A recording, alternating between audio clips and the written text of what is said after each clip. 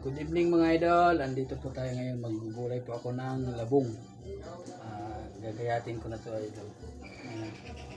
Lulutuin ko to. Ganito lang mag-alat ko to mga idol. Ayan.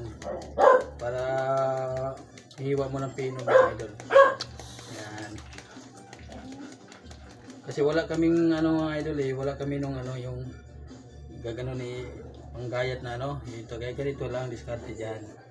Para maliit sa giwa ganyan. Medyo matagal talaga ito mga idol pag ganito. Ganitong gawa kasi ano matagal to. Kita ko lang sa inyo.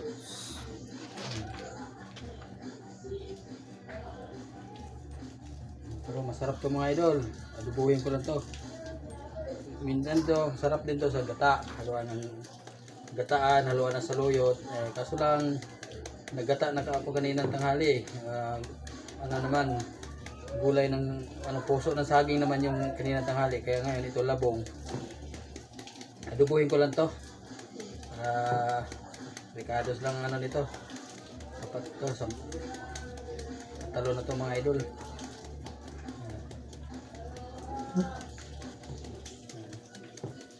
Ganyan lang yan siya mga idol oh.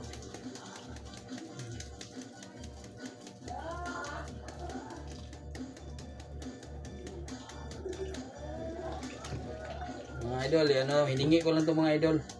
Doon sa kaibigan ko doon may 6 na kawayan, hiningi ko lang to. Pero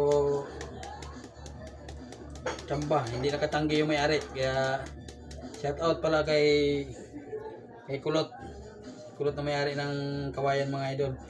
Pagdating ko doon, sabi ko hingi ko ng labong. Tinuro ko na kagad kung anong kukunin ko. Sabi niya sige, hindi na pwede matanggihan nandyan eh. Shout out kay Kulot. Thank you sa labong